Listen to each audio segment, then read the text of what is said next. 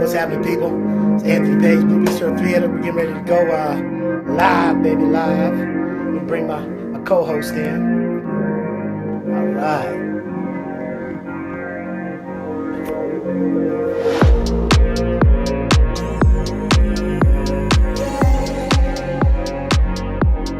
I'm looking forward to this conversation. Each week we're talking to some really phenomenal creatives who are moving and shaking and hitting milestones and just really putting some good work together in terms of their creative career. There he is. What's happening, brother? What's happening, people? Yeah, man. Everybody, welcome to Blue Bistro Spotlight. I'm Anthony Page. I'm the host, and my co-host is DJ Miss Tan. That's right, and we're here tonight with Mr. Kerwin Thompson. What's up, brother? How you doing, brother? Miss Tan, DJ Miss Tan, what's happening? I'm good. How are you this evening? I'm great. What a fantastic name. Thank you. My government is Tanya, but nobody knows me by that, so we just go with DJ Miss Tan. I like your name as well. Kerwin is very distinctive as well. Is that a family name? It is not. My parents chose it out of a book of African names. What does it mean? I'm into names. What does it mean? Little Black One. Okay. Very Philly. You know what I mean? If you couldn't tell when I came out, I was chocolate when I came out, but just in case, it's going to make sure the whole world knew. That's right. A black man. That you joined us this evening. Wonderful bio, Mr. Leading Man. So excited to just delve into your process and your background. So you ready for us this evening? Let's go. All right. So I was looking through your bio and it was saying that you've been doing this since 5 years old. So was that your choice or your parents' choice? At the beginning, that was probably my choice. It's like, your first school play. I want to do it. And then after that, I think it's more of parents encouraging me to do something that I happen to be good at to keep me out of trouble. Give him something to do. Because I was mischievous, you know what I mean? So the busier they kept me, the more I stayed out of trouble. All right. So I see they kept you well-rounded, not only with acting, the choir. So tell us more about who Kerwin is for people like me who are just excited to meet you, just knowing about you. I like to let my people toot their own horns to say. Who Kerwin is? Well, this is probably the fourth or fifth iteration of me. I'm very much a chameleon, very much a Renaissance man. I went to school for engineering. I had a 5-year career in engineering. I worked on Air Force One during President Clinton's second term from 96 to 2000. And then I moved back home to Atlanta and became a double entrepreneur. Did that for 8 years. And then the recession hit. And then I got another gig that I worked on for a year, and then I got laid off after a year, even though I was their most versatile employee. And I'm like, hold up now, God, time out. What's going on? What am I supposed to be doing? So I just stopped. I completely stopped, and I said, God, what am I supposed to be doing? And I prayed, and I meditated, and I prayed, and I meditated, and I prayed, and I meditated, and I just waited on the answer. I honestly did. And it was frustrating because I'm an Aries, so I'm not patient by nature. But I didn't want to correct, and I didn't want to repeat the same cycle. So I was going to wait and get direction. And I waited for 6 months. It took that long for the answer to come. And the answer was, you need to be active. And I was like, word?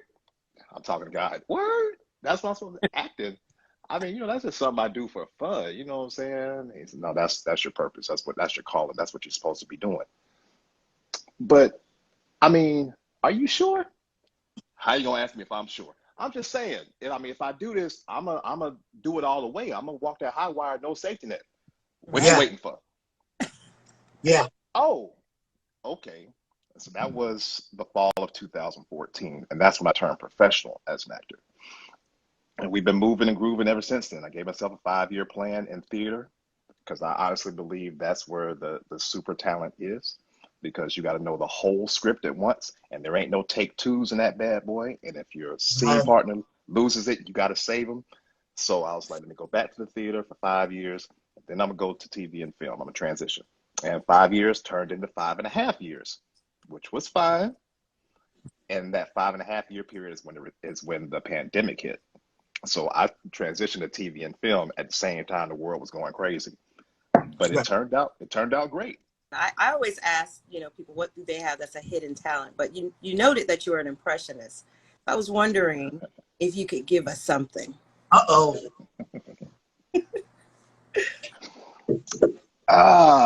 Let's see. What can I give you? Uh, You always like King Jaffe Joffer from Coming to America, Okay. Okay. I always, you know, I always like all of those, but he doesn't really have any monologues in it. So I'm just gonna do a whole bunch of different bits in there. I always assumed you had sex with your bathers. I know I do. Wow. Love it. Wrong. You are a prince who's never tied his shoes. I tied my shoes once. It was an overrated experience. Love it. He just cracks me up, man. I just love that dude. That is so wonderful when an actor can do impressions, even a comedian. I just think that's the most wonderful thing, because even when you're doing a role, that they have you to do, you have to become that character. But to become someone else, I think is truly phenomenal. Bird, what are you doing? Fuck these Southside kids. I want to beat them too, but this ain't the right way to Shut go the about it. fuck up, Clutterbuck. If they like swimming so much, they can wear their fucking suits all the way home. Hey, Bird, this feels kind of racist. Clutterbuck, you can forget about 12 and under nationals this year. Well, I guess we won't be going to Atlanta in '96. I'd hope to finally go to a black barber and Freaknik. Those Southside kids shot that dream in the face. Because that's what they do out there.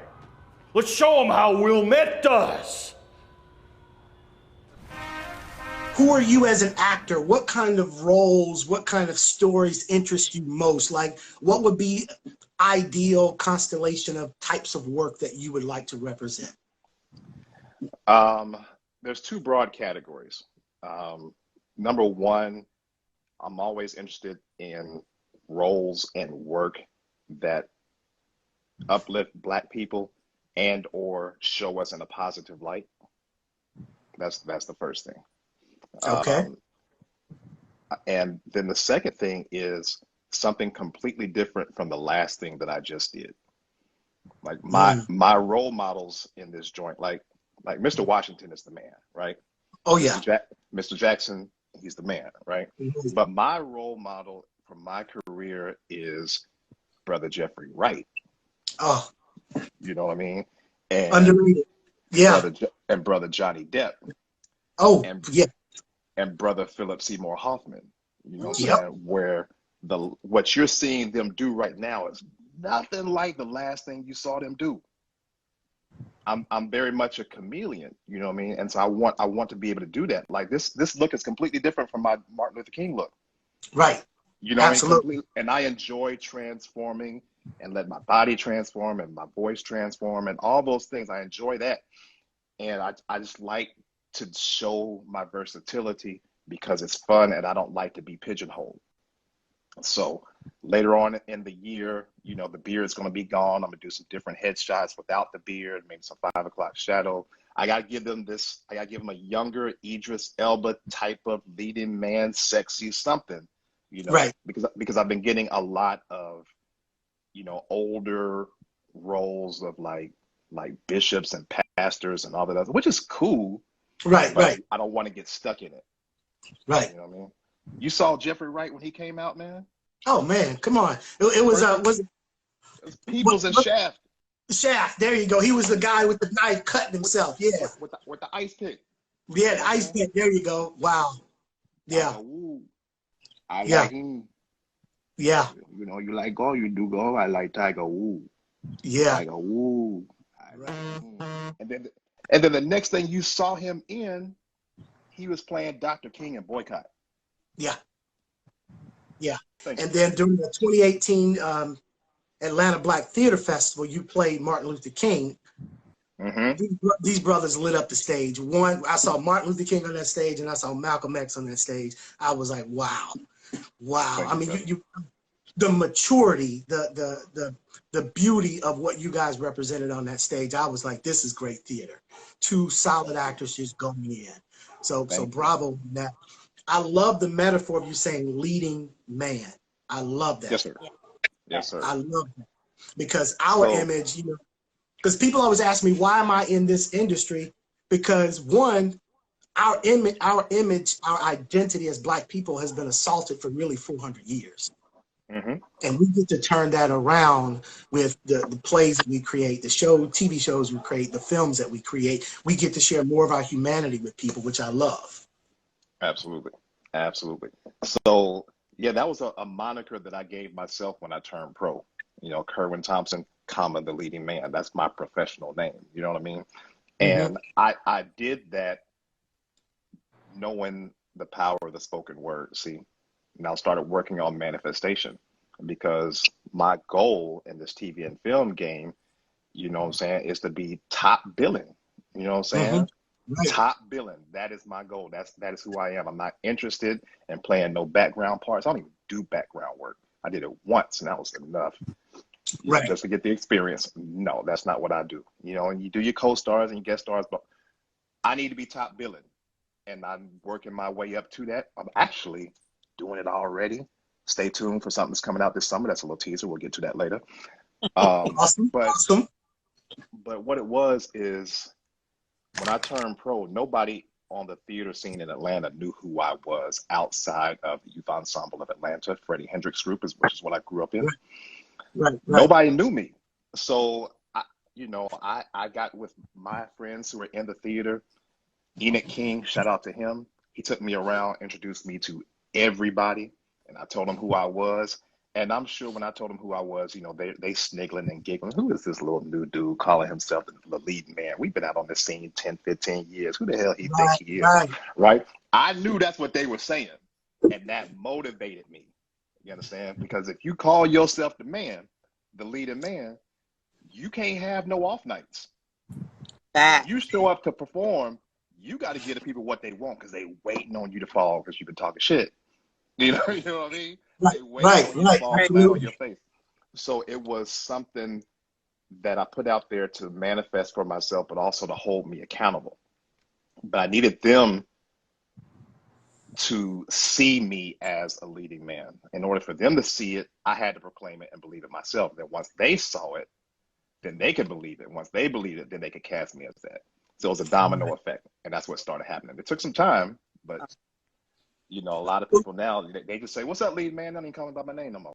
I'm in Atlanta. She's in Jacksonville. You're in Los Angeles. And I know, you know, outside of a year ago, you were here in Atlanta, right? Yeah, 2 years ago. Yeah, I moved out here in May 2 of years 2020. ago. And so now you're in LA. So you've got you've been in both environments. What are the distinct differences you're seeing between what you experienced here in Atlanta versus what you're now experiencing in Los Angeles in terms of how the industry is moving? Respect. Respect. In LA? Yeah, like you have instant credibility all of a sudden as an LA actor, right? Or as a New York actor. Now you're being considered for bigger, meatier, juicier parts. And then they give all the scraps to the Atlanta actors because they think the Atlanta ain't got no talent, right? Wow. And they couldn't be further from the truth. Couldn't be further from the truth. But there's so many of my contemporaries who had to leave Atlanta just to get cast as in big roles in movies or shows that are filmed in Atlanta. That old thing, man, just a bunch of string, nylon, and knots. But what else do you know of that means more when you cut it down than when you put it up? There's not a crown that feels better. Trophies, plaques, all that stuff is great. But when you break out the ladder and the scissors, oh, you know you've done something. Ain't no way to talk your way into one of those. And the only way you buying one is with floor burns and hustling to the hurts. You gotta earn that string out for second place. They come with rings and reunions. Your name in the rafters. Better wake up the seamstress, because those banners, they're about to get some company. Because this is a revival. No, not that kind of revival. A revival, man. You know, people coming from miles around with one goal in mind, celebrating a rebirth, an awakening. You know, like taking something good and giving it a splash of hot sauce. You know, like a fresh coat of paint and some racing stripes, air in the tires, and a tank full of the good stuff. A revival fills the lungs and lifts you up, gets your heart pumping. So get Sunday fresh. I'm talking about front row fresh now. Stand tall, dance with the band, feel the spirit run right through you. You pass it around and you spread the love and let it rain down all over you. Raise your hands and celebrate Birmingham on your feet, because this is a revival.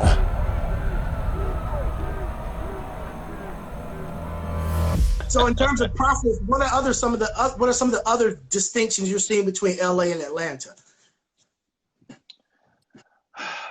In terms of the actors process? Just overall, because it's like, for those who are listening, how do you become successful at doing what you do? What are the choices that you're making that are working for you? What are the lessons you're learning? What wisdom are you using to influence your decisions? Hey man, acting is a full-time job. Like if you're not putting 8 hours a day into this joint, you know what I'm saying, you are selling yourself short. It is a full-time job. There is something to do. You think you don't have nothing to do? There is something to do. You could be updating your resume. You could be updating your Actors Access profile, your 1-800-networks or 1-800-casting, your casting networks profiles, getting new headshots,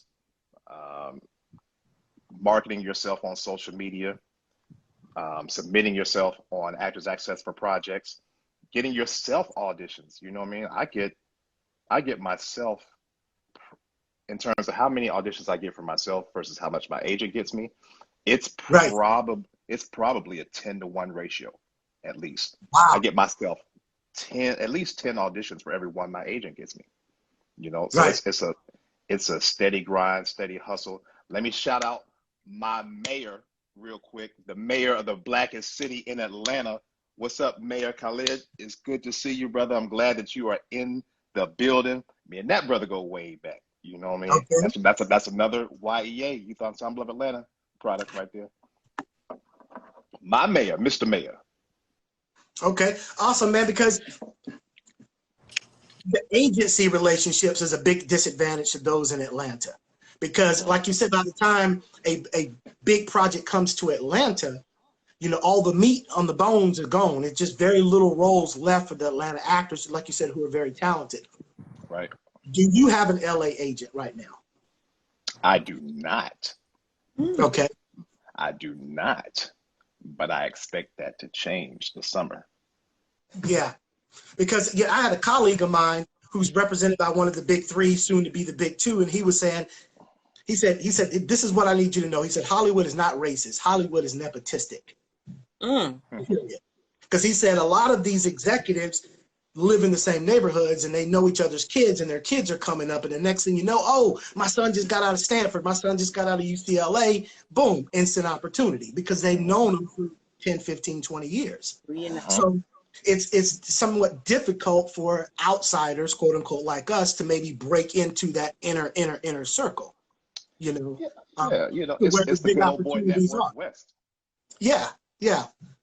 So what are you doing to kind of compensate for that so you can get access to the best stuff? Because you got the talent, you got the skill. Yeah. So a couple of things. I went to the premiere of Ptolemy Gray this past Monday. So it was a week ago. The new Sam Jackson film. Yes. Yeah. TV series on Apple TV. Shout out to Enoch King, my man. He's in it. Shout out to Charity Jordan. She's in it. Both of those are YEA products. I'm telling you, Atlanta got so much talent. Anyways, Yeah, so Charity had a couple extra tickets, so my wife and I got to go and experience that. And then my coach, Christine Horn, who's killing all of LA and all over the world. She's Okay. in BMF now, and she's been in Snowfall. She's been a lot of different things. She's been pro for a long time. She introduced me to her agent at the after party, all of us at the after Wow. party. So, you know, so the after parties really are a networking thing. There's not really time for you to turn up and get drunk. It's time for you to just chill out and rub elbows and meet people when they're ready to meet you. And just took that opportunity, let the agent say whatever they want to say to us, and then send a follow up. Thank you. It was so nice to meet you. Thank you for sharing these nuggets, tips, and pieces about the business. This is what you can see me in next. I look forward to the next time I pass cross. That type of thing.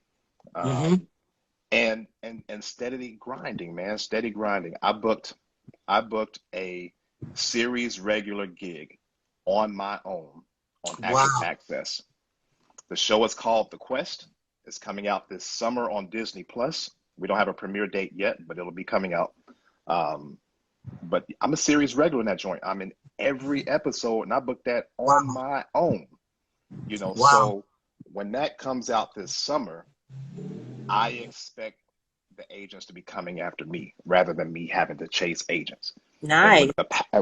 So we flipping the power dynamic, you know what I mean? Right. Because it's no fun to chase agents, man, and try to get on and all the, it ain't no fun. You do Right. what you got to do to get noticed by them. But if you can do it on your own and have them chasing you, now you're in the driver's seat. And then now you've got your choice of the litter of who you want to sign with, and you can start talking about making sure that y'all have a partnership that works for you. You know what I mean? Because like so many agents, got it twisted. Like they think that you work for them, but they work for you. And we have to make that clear and make sure that we have a good partnership and that they're steering your career in the direction that you want it to go in. What should a new actor coming into this space look for in an agent? What kind of partnership that you mentioned? What does that partnership look like for a healthy agent-actor relationship? In my estimation, I like boutique agencies.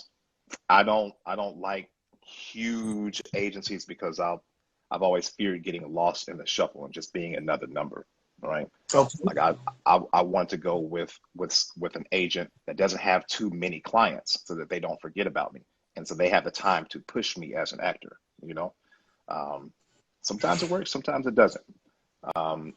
But you want an agent who is well connected, an agent that is well respected, an agent that has, great work ethic. You can interview them also, or ask around town and ask what these agents' reputations are like before you sign with them. Mm-hmm. It's so very important. They're not just interviewing you; you interview them too, or do your homework and your due diligence on them. Make sure that they're the right person to go with. That's why I love what you're saying with leading man. It wasn't just, it's how you represent yourself. Will Packer said that years ago. He said, how you come into the industry is how they're going to see you. That's right. And so you saw how Viola Davis came in, and you see the kind of roles that she gets, the kind of directors that she gets access to, the scripts that she gets access to because of how she came in on a national level. So if you're coming in and the industry sees you a certain way, you're going to get certain kinds of roles. So that, to me, that plays important too. You got to be careful about the kind of work that you put out there because all they will judge you on is what they see. So let's talk about a little bit more about process. Mm-hmm. None of us get it all right. What are some of the I'm not going to do that again? Missteps. I mean, you don't have to give us detail, but we're trying to say the lessons. We're trying to share our experience of lessons. It's how we can all be successful by learning from each other. Ooh. I'm not going to hire an agent without doing my homework on them again. I'm not just going to take somebody's word for it. Not doing that again. Good.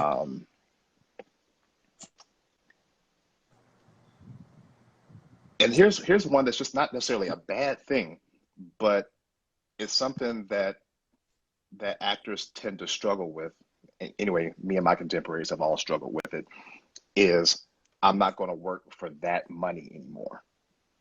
Like when you reach the next level, Right. staying there and not taking gigs that are below a certain point, Right. And then the next level and the next level, and you feel badly for two reasons. Number one is because you don't want to like poo-poo on people who helped you get to the next level and be like, I'm too good to work with you now.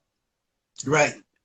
You don't want to do that, and then you also have been on that hustle for so long that, you're used to just taking $5 here and $20 there and $15 here and $50 there whenever it comes. It's hard to be like, nope, I'm going to wait on this amount of money. And I'm not rolling out of bed for that other amount of money. Right. That's a really, really hard thing. It's important. It's important because it's art, but it's also business. It makes sense. We gotta take care of ourselves and build up, build up our reserves, our wealth, take care of our home. Part of that, man. That's LA. That's LA. You're talking about nepotism in LA. What LA is green, Jack. You know what I mean? Like people are smiling and all that other stuff in your face. It don't mean nothing. They don't fool with you in LA if they can't make money off of you in LA. That's the bottom line. They are not your friends.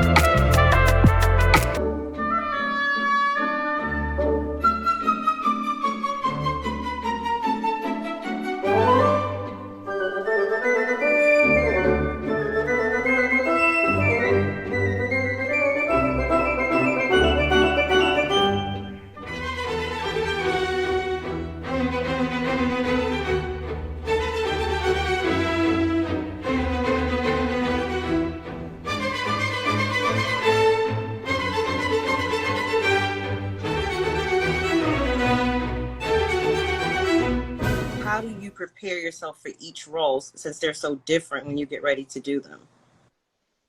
Yeah. Homework. What's up, Nate? You're welcome, brother. It's a bit of method acting. It's a bit of memory recall if you've been in that certain situation before, remembering how it made you feel. And if not, just researching the people and the type of background that they come from and what's influencing their decisions, just fully understanding that, and being able to empathize with the character. I think empathy is one of the greatest tools an actor can have. You know what I mean? Because you can understand a character, but I don't think that you can accurately portray them or relate to other characters in the scene unless you can empathize with where they're coming from. I'm very careful with that. I'm a firm believer in that there's just some shit you ain't got no business doing. You know what I mean? Right. I'm a firm believer in that. I think the saddest thing that I've seen, most recently is when we lost brother Heath Ledger. Man. He got too far into the Joker where he couldn't shake it. He couldn't let it go. He could not break character. He had a difficult time letting it go. Like if you read the autopsy report and see what he overdosed on, all the different medications and the alcohol abuse and everything else, if you check out all those medications and what they're for, you can see how he was struggling with letting that character go. Mm. And it was a brilliant portrayal. Oh my gosh. Brilliant portrayal. When they told me he was going to play the Joker, I'm like, Heath Ledger? Man, get the hell out of here. Jack Nicholson's the Joker. I don't Right. want to hear nothing. Jack Nicholson is the Joker. I don't want to hear nothing else. And then I saw it. Right. And he Yeah. poo-pooed all on Jack Nicholson. I was like, Killed oh my God. And Joaquin Oh, did his thing too, but still, he is in his own little ecosystem. He is in his own universe. it really is. And I understand how he had a difficult time breaking character. The lesson that I learned from that is to get help. There's certain roles, man, where you can feel it going in. You're like, oh, I'm going to need help with this. Help staying in character, help breaking character and being okay. And there's no shame in that. There's no shame at all. You know, they're professionals. Okay, you said help. So to help you do that kind of, they do. Right. You said help. So what does that help look like for you? Who is that help support team for you? The tribe is my support. Is my support. I have a support group called the Tribe of Five. My man Jason Louder, who's on the call right now, he's a part of that. Enoch King is a part of that. Anthony Goolsby is a part of that. You know, Anthony. He's on everybody's TV screen. You know, he was on two Super Bowl commercials. Anthony Goolsby. Wow. His brother's getting it right. And Dat Paxton. Right. Yeah. Fantastic actor and businessman. So it's the five of us, and we meet every Monday on Zoom. We met a couple hours ago.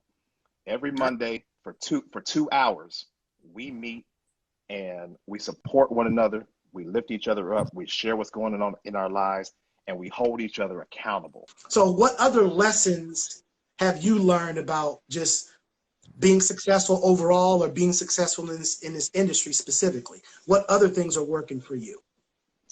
Having a coach. You know, I'm a coach myself. I coach actors, but I'm also coached by other people. Good. You know, Christine Horn is my coach. Enoch King gives me good advice. And my guru is the great Freddie Hendricks. You know, I get advice from him too. And those people keep me on, you know, the straight and narrow, and they tell me what I don't know, because you don't know what you don't know. Right. You know what I mean? You know what you know. There's things that are beyond, and people who are on a higher level who can help you get to the next level. So it's all about reaching back and lifting the next person up. Stop right here, it's good. Y'all really gonna do this, huh? Did you really steal a bunch of kids' clothes back in the day? How'd you guys find me? TikTok. No, I should have made that private. Oh, just wanted the attention. It's not personal. I just need closure. Oh, well, deep down I knew this day would come. You'll find Bert at the address I gave you. Appreciate you. You ready? Hey, let me hit that thing. Hell no. Oh, I deserve that. I'll see you soon, pretty cluttered up. Do 'em.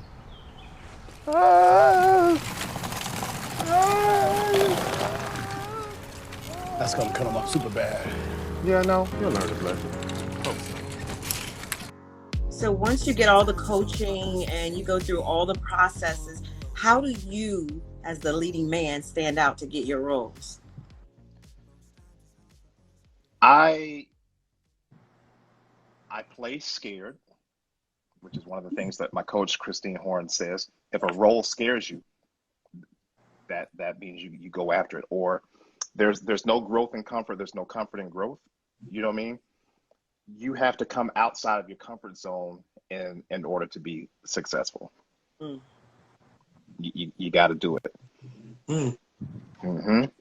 And you triggered something else. Repeat the question for me one time, because you triggered something and I've forgotten what it was. I said, you know, you do the coaching and the preparing about the process, but how do you, then I threw in your title, the leading man, out, like at an audition? Yes, I do me. And that's another thing that my coach Christine Horn says. Nobody can do you better than you can do you. Awesome. So when I go in and I do an audition, I don't think about how Anthony Page would play this role or Mm-hmm. how Anthony Goolsby would play this role. You know what I mean? Mm-hmm. Mm-hmm. I go out there and I say, oh, this hits me like this, and this hits me like this. I'm going to do me. Nobody can do me better than I can do me. And so I'm going to go out there and I'm going to kill this the way that I think it should be made. Because even if I try to do it like Anthony Page, I can't do Anthony Page better than Anthony Page can do him. So ain't no sense in me trying to do that. So I'm going to go and give them my best Kerwin Thompson, the leading man. That's what they're going to get. And then let the chips fall where they may. Feel good about the audition, do a great job, prepare, and send it off and let it go. If it's for you, it's for you. If it's for Anthony Page, then it's for Anthony Page, and he'll get it, and I'll love him, and I'll bless him, and I'll keep on pushing. Right. Because he can't take my blessing, and I can't take his. So let's talk about some of those blessings. So talk about some of your, I mean, you mentioned Quest, but talk about some of your past work, and then lead us up to some of the work that we can expect to see coming forward. Yeah, so I mentioned three things in the since I've been in this TV and film game. I've done a lot of commercials in the last year, but I'm very proud of the work that I did on Southside. That's a comedy that's on HBO Max. Southside of Chicago is where it's set in. I was on season 2, episode 7, and they just got renewed for a season 3. I'm excited about that. Hopefully they can write me back in. I know the executive producer loved my work. This is Diallo Riddle. Shout out to him. And he said that he'd love to have me back for season 3. He told me that last year. So fingers crossed on that. The Quest is coming out this summer. I'm really excited about that because that is a medieval show. And if you're into Renaissance fairs and medieval stuff, you know that you very rarely see Black people in these joints at all. Like Game of Thrones. Yeah. Correct. Right. You know what I mean? You hardly ever see Black people, and you sure enough don't see him on the throne. This guy, King Silas. You're going to see me on the throne on Disney Plus this summer. So when I did that role, I was so excited about the opportunity, period, but I realized the responsibility that came with it.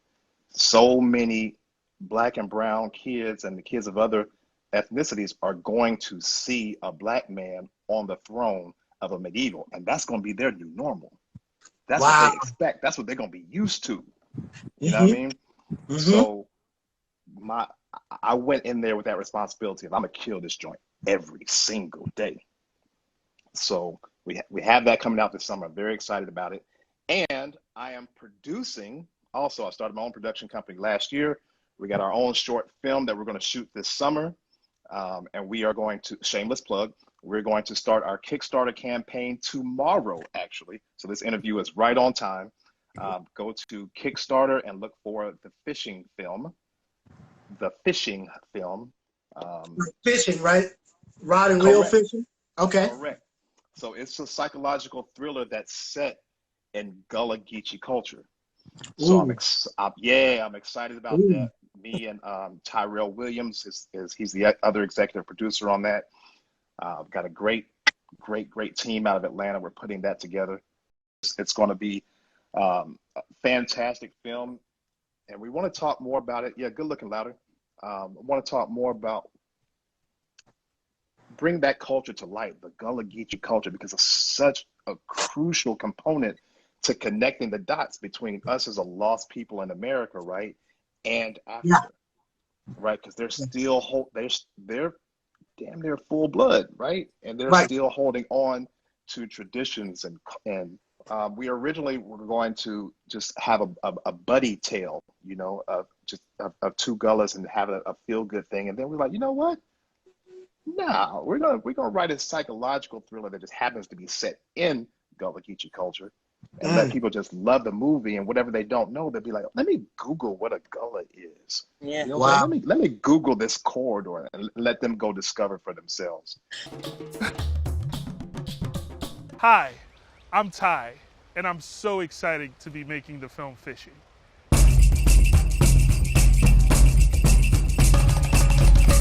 Fishing is about two friends in 1940 South Carolina who go fishing every day. Now, between the bickering and the sleeping, Sori and Tamba fish for their food, but always seem to come up empty-handed. Now, this action loop is interrupted when a friend of theirs, Kimba, comes by the shack and tells them that a body has been found on land that Sori and Tama grew up on. As the two wait for more news and Kimba to come back, they confront their contradictory passions of selling off the land, past trauma, and the future of their relationship. I'm glad to see the diversity of stories, because for so long, other people controlled our narrative. We were the sidekick, or we were the slave, or there was very few opportunities to share our full humanity. Now that you got all these great directors, producers, writers, because you see Jordan Peele doing one thing, and you see Ava DuVernay doing something else, and Tyler Perry doing something else. I love that you guys are bringing this part of our life, or this part of our history, to the forefront. That's a beautiful thing, man. So thank you for that. That's what I was going to ask you about producing, because another thing I want to tell you about learning about that process, one of my mentors told me years ago, he said, the people who have the best opportunities create them for themselves. And that's when I kind of began my journey to learn the art of producing, because I was waiting for that role to come along to really show the world what I could do, and it never came. But then I found my lane. I like better behind the scene. Even I still do a little bit of acting, but I love being on this side of the camera. So tell me, so this is your first project that you're producing? Yes. Okay, what are you learning about the whole process? Because now you're stepping out of the world of the acting and you're moving into something else. Let me tell you something, brother. What I have learned is why the credits are so long when you watch a movie. Oh yeah. There's so much work involved, that you cannot do it all on your own. You just cannot, not if you're gonna make a quality product. You cannot do it all on your own. You need help. And these people who are helping you are artists in their particular craft. You know what I mean? Like sound people are artists. They have mastered the art of sound. Lighting people, they are artists. You know what I mean? They have mastered the art of light. Find some kind of way to hire or barter with them and let them do what they do, because they can do it better than you. And that's a big part of our fundraising. You know what I mean? Is make sure we're able to get the right equipment and hire the right people to help us look good. And even then, an executive producer who's not just writing checks still has a lot of work to do. Right. You know what I mean? So it's a lot of work. It is a lot of work. So I've had to learn how to be more efficient with my time. Like time management is crucial now. Between that and doing my daily 8 hours a day for acting. So and you're going to act in this one as well, right? The fishing film. Yes, sir. Starring in it. So you're starring in it, and you'll be producing it.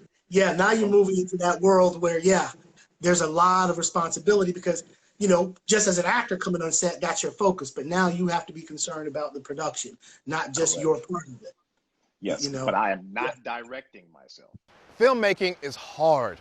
We have literally put our own blood, sweat, tears, ligaments, and our own cash into this project. We're going to submit to local, national, and international festivals, because our dream is to share this wonderfully rich Gullah Geechee culture with you and the entire world. We've got a fantastic cast and crew that we need to take care of, and we're going to make a beautiful film. So please support fishing, and we thank you in advance. With the experience that you've had, with the types of things that you've had to go through, what advice would you give someone who's just starting out that you didn't have when you started? Make sure you love it. Good. I mean? Make sure you love it. Expand on that for us, because that's just a loaded word. What does that mean, you love it?